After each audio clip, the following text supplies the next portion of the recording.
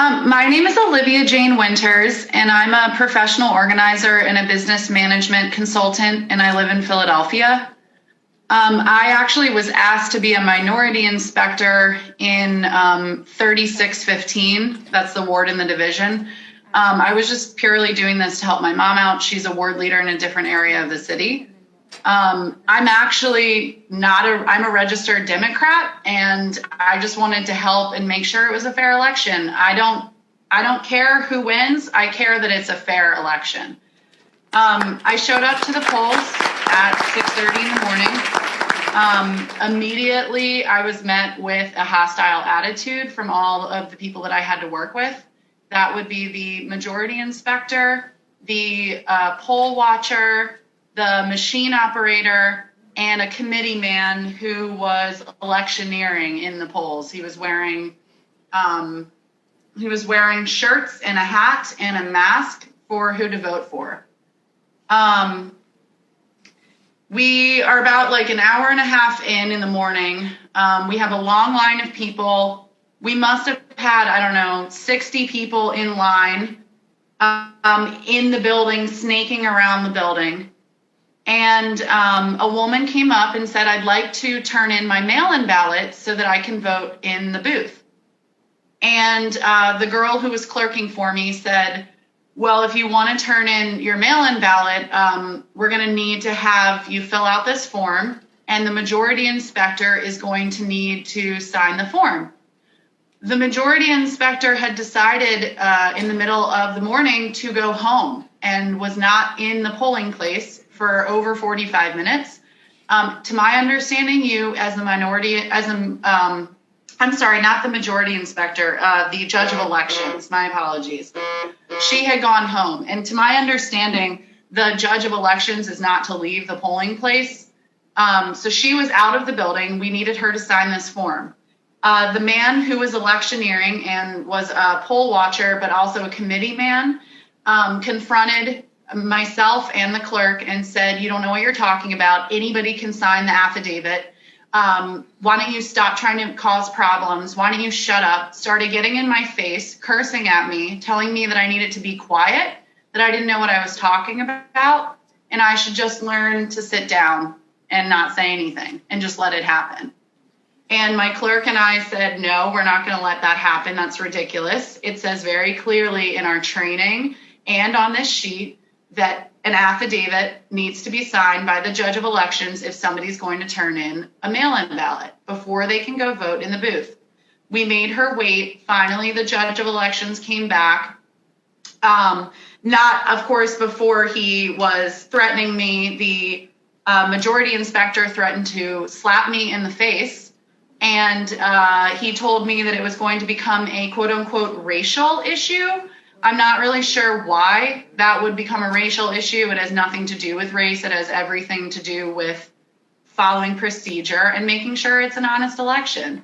I felt threatened. I called my ward leader. The ward leader then called the commissioner for Philadelphia, Al Schmidt. Al Schmidt had me call and report that to the DA. And then about an hour and a half after that, the majority inspector told me that she wanted to vote because we had a lull in people coming to the polls, so it was pretty quiet. And I looked her name up so that she could sign the book, and it said that she needed to remit her mail-in ballot or vote provisionally. She said, oh, I threw that in the trash.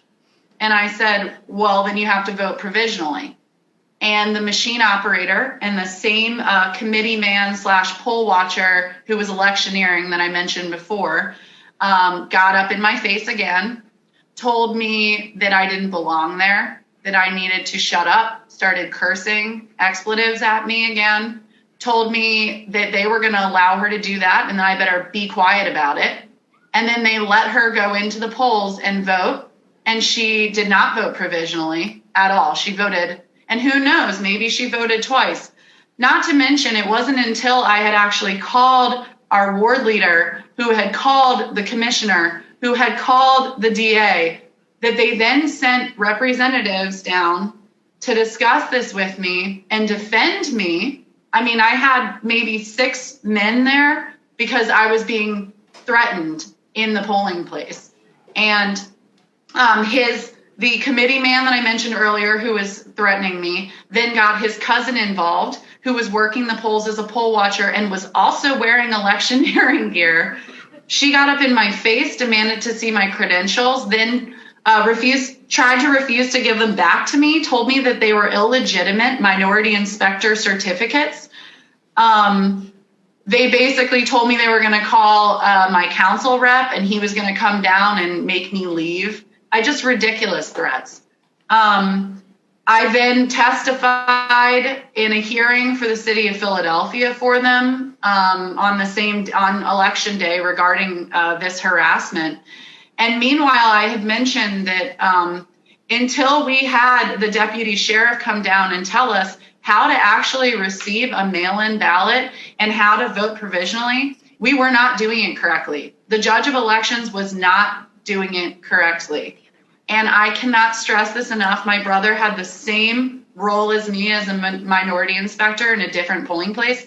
And he said they were not doing it correctly either. I don't think that anybody actually really knew how to receive a mail-in ballot. Most of the books that we had to get your authorized signature, some would have a remit ballot little box that you could click, and others didn't have that at all. So if somebody came in and remitted a ballot, I'd almost have to hand write that in just to keep it as honest as possible. There was no place for that. So I don't see really how they were keeping track of that, because you could easily do both. And I mean, it happened in front of me.